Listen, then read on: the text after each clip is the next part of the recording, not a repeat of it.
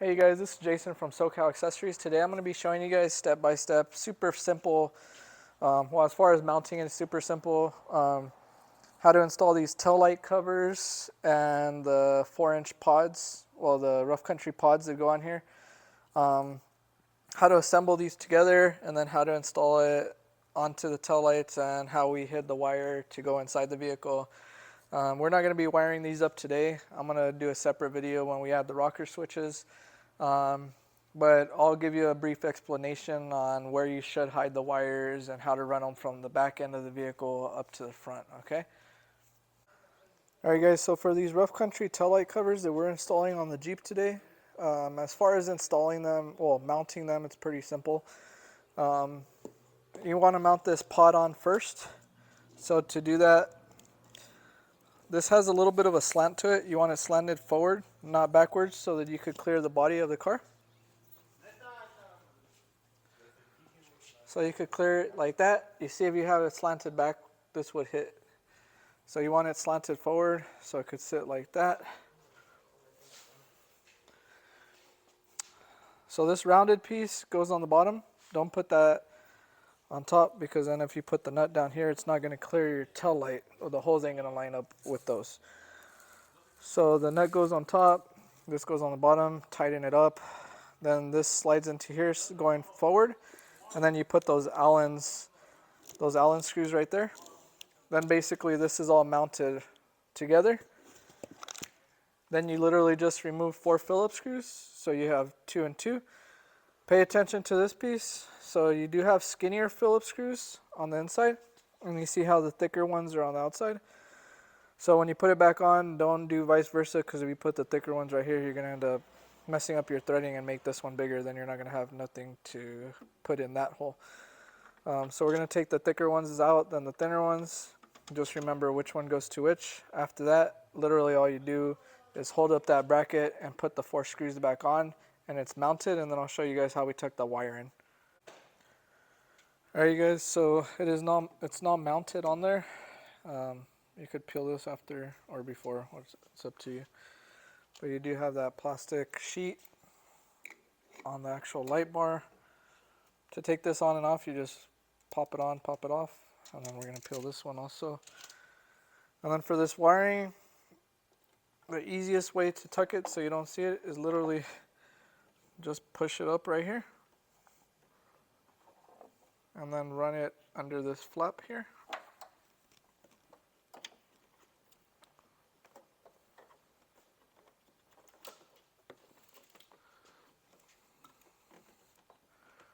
And if you push it towards this way, like towards you, while you're pushing it up, then you could tuck it a little bit better. But this is the best way to tuck this this wire. Because if you were to take off your tail light, there's not like there's a big gasket or something where you could just run it in between and then bolt the tail light back on. You don't want to run it down here and then inside the vehicle somewhere through the bottom. That's going to look tacky, having the wire hanging all the way down. So in my opinion, this is the best way to run it like this. Just tuck it into this area like that. It doesn't look bad. And then you pick this flap up right here, tuck it in there. So we did the same thing on this side. And then we're basically going to make a separate video, most likely for the wiring. Mostly this video, I just want to show you guys how easy this is to mount. This comes with a harness. So you take these foams out, plug in the harness. You're going to have to pop off these plastics. These screws, you like lift the carpet up. Try hiding the wire from one side to the other. And then you're going to run it from here to the front. Let me grab the relay so I could try and explain it to you guys. We're going to be using a different rocker switch, so I'm not going to make a full video on how to wire it up. We try and hide the wire under carpet. So as you can see, the carpet actually pulls out pretty easy right here and pushes back in very easy on these Jeeps. So you're basically going to do that, take off these panels, try and hide the wiring. You're going to join it from one side to the other, and then you have a hole under your dash. You probably can't really see it right now. But I'll post a video where that is on the inside right here. It's towards this upper area of the firewall. So I'll post a video right now where that is. And then besides that, I'll show you guys the wiring harness, how it runs to power and ground, and the switch.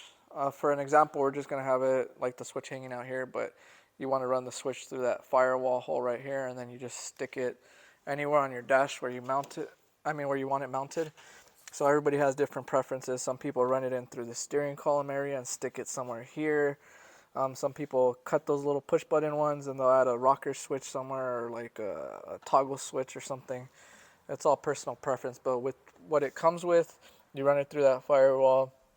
You run the wires from the back to the front, power and ground on the battery, and then the switch goes in here and you mount it wherever you want. Hopefully this video was helpful for you guys. If you like it, please like the video and subscribe to the channel so I can post more tutorials, stuff like this. So the carpet on these Jeeps lifts up super easy. So when you run your wires, you could follow this stock harness right here. And then on mine I have the carpet right there. The floor mat, but you just pull this up. And then when you get to this area, you could either remove these clips to pop off the panel, or you could try feeding it from this side to that side. If you cannot reach it by hand to feed the wire from there to this side, from that side to this side, you could also get like a coat hanger or something. Put a piece of electrical tape on the end of that wire, well, the wire plug that needs to run through the front, and push it through here. And then while you're running it through with the wire hanger, you could have somebody else grab it right here. But I do suggest at least removing this panel so that you could get those wires tucked in underneath. Or you could just lift the carpet up, I guess, and tuck it through here, since the carpet's pretty loose in this area too. And then just try and tuck all the wiring so that it's underneath the carpet so you don't see it. So yeah, hopefully this video was helpful for you guys. Alright you guys, so you do have a hole right there. I'm going to explain the wiring to you. Hey fool, you can stop there, I already seen it, fool.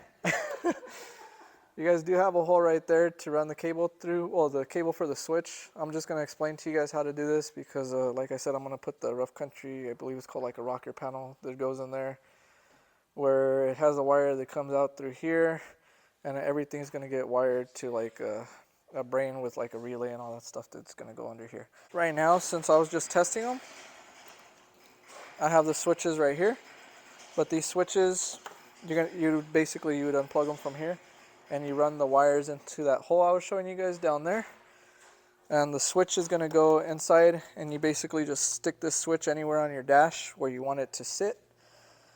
And then zip tie these wirings. I suggest you zip tie them against that OEM wiring back there.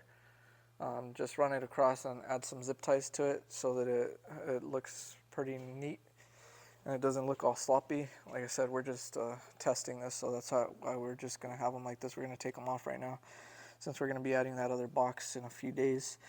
So this one we just added just so that we could have the ground cables there, but basically any of these posts, you put the power here. So any of these posts right here, they're all for power. So you just put these two rings on there and you tighten this up. And then for your grounds on the relays, you have the ground, you ground it right here on the ground side. And then you have fuses here that you could pull out if you want, if you're not going to be using the car for a few days or something, because usually over time that little tiny light being on does tend to like drain your battery. Or you could add like a cutoff to the ground, like those waterproof switches that people put, like when they add lights on like motorcycles and quads and stuff, they sell a little switch that it's meant to shut off the ground, so you just press it and it basically breaks the ground connection. If that's broken, then you will not get that little light on that dash to turn on. Just make sure the gauge is pretty thick. You don't want something too thin. Besides that, here's your relays. You want to tuck that stuff and zip tie it basically where it's going to be out of the way. Your wires will not be ran like this because there's no need for them to be in the front. Everything should be back here. Like I said, we're not going to run this harness because we're not going to run these switches inside. We're going to do something different, but at least I'm trying to explain to you guys what needs to be done, so when you guys do your install, you guys kind of have a full tutorial.